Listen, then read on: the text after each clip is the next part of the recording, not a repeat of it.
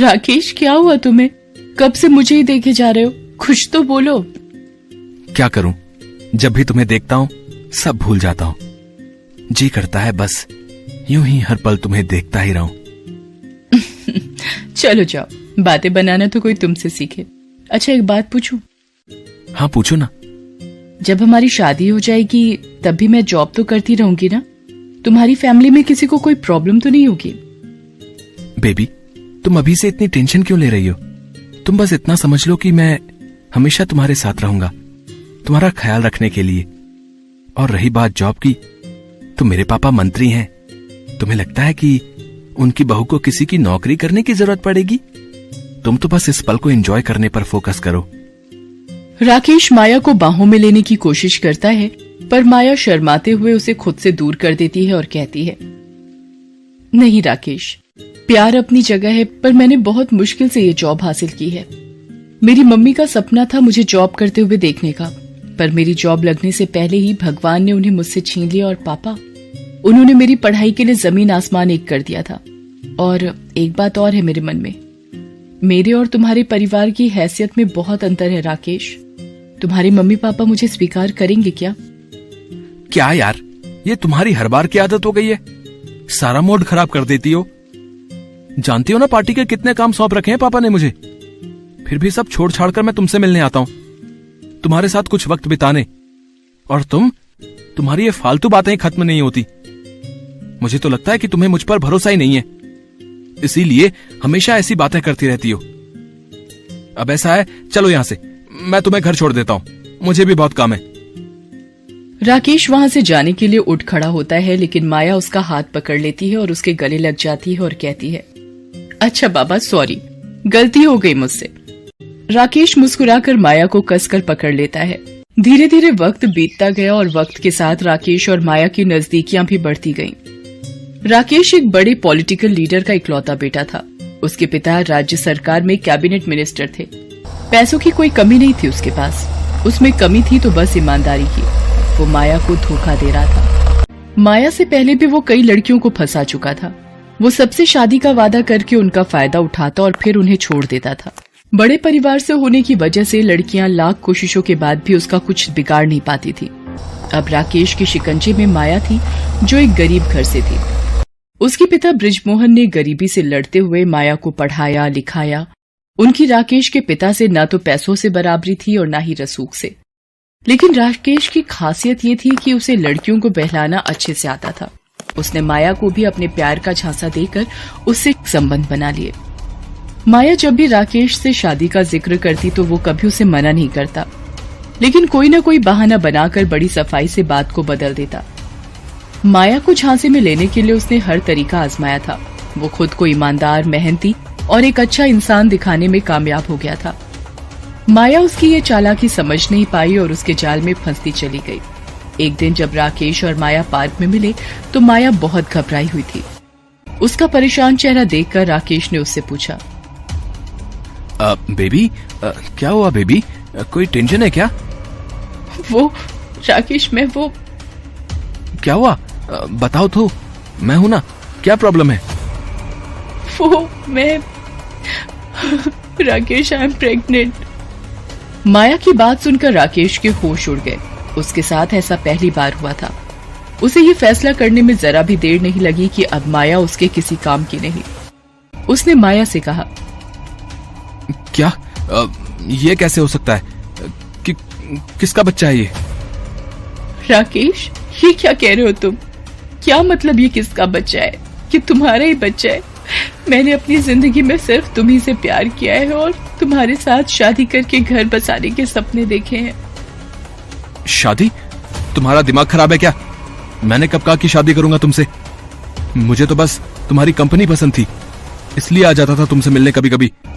थोड़ा तो दिमाग लगाती ये सब सोचने से पहले। तुम्हारी और मेरी क्या बराबरी?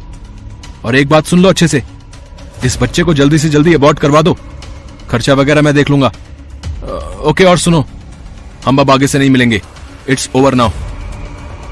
राकेश की बातें सुनकर माया को गुस्सा आ गया। वो उसके गाल पर जोरदार थप्पड़ जड़ देती है और गुस्से से कहती है, तो ये है तुम्हारी हकीकत। क्यों किया ऐसा मेरे साथ? मेरी जिंदगी क्यों बर्बाद की तुमने राकेश? तेरी हिम्मत कैसे हुई मुझे थप्पड़ मारने की? जरा सा मुंह क्या लगा लिया? अपनी औकात भूल गई तू है? तुझे तो मैं। राकेश माया को इतनी जोर से धक्का देता है कि माया वहीं बने बेंच से टकरा जाती है और बेंच का हैंडल उसके पेट पर लग जाता है, जिसकी वजह से उसे बहुत तेज दर्द होने लगता है। वो दर्द से चीखने लगती है। राकेश ये देखकर घबरा जाता है और माया को उसी हाल में छोड़कर वहां से भाग जाता है। दर्द से तड़प रही माया कुछ ही देर बाद बेहोश हो गई। काफी देर बाद उस पार्क में एक आदमी और एक औरत टहलने आते हैं। आदमी का नाम साहिर और महिला का नाम शीला था। वे दोनों पति पत्नी थे और समाज सेवा करते थे। उन्होंने जैसे ही माया को देखा फौरन उसे अपने साथ अस्पताल लेकर गए। माया के पर्स से मिली आईडी की मदद से उसके पिता बृजमोहन को भी अस्पताल बुला लिया गया। डॉक्टर ने माया का इलाज किया और अगले दिन उसे होश आ पाया। माया ने जैसे ही आंखें खोली तो सामने उसके पिता सिर पकड़े बैठे थे। साहिर और उनकी पत्नी भी वहीं थे। डॉक्टर ने माया का चेकअप किया और उससे कहा, अब आप बिल्कुल ठीक हैं।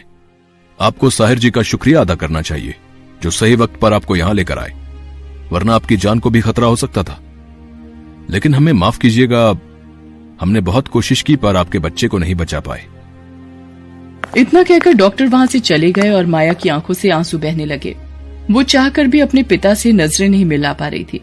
फिर भी उसने हिम्मत बटोर कर कहा, पापा, आई एम सॉरी पापा। बृजमोहन माया की तरफ देखता है पर कुछ नहीं कहता और कमरे से बाहर चला जाता है। माया जोर जोर से रोने लगती है। शीला उसे सहारा देती है। फिर साहिर माया से कहता है, बेटी, तुम मुझे पार्क में बेहोश पड़ी मिली थी तो मैं तुम्हें यहां लेकर आया। फिर तुम्हारे बारे में सब पता चला। बेटा, जो हुआ उसे तो हम नहीं बदल सकते, लेकिन जो होने वाला है वो जरूर तय कर सकते हैं। मैं जानता हूं ये बहुत मुश्किल वक्त है तुम्हारे लिए, लेकिन हिम्मत तो रखनी ही होगी। और जो कोई भी तुम्हारी इस हालत का जिम्मेदार है उसे सजा मिलकर रहेगी बेटी। मैं तुम्हारी मदद करूंगा।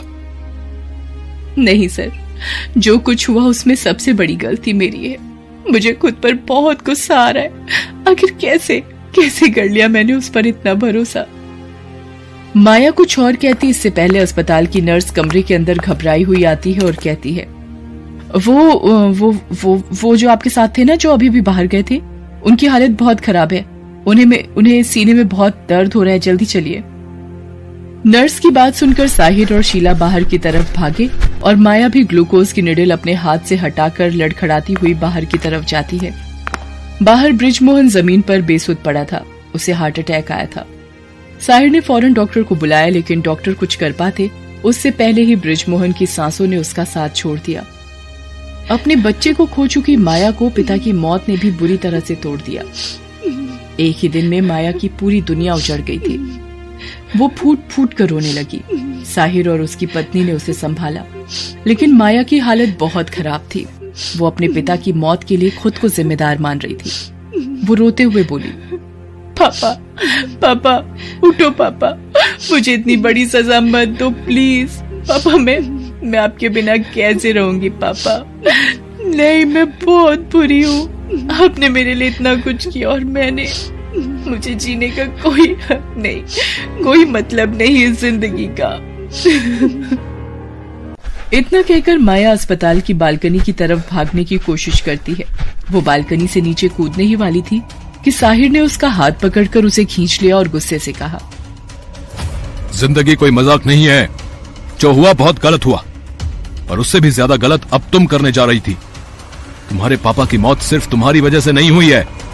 जो इस सब का जिम्मेदार है उसे ऐसे ही जाने दोगी तुम, ताकि वो तुम्हारी तरह और लड़कियों की जिंदगी बर्बाद करता रहे।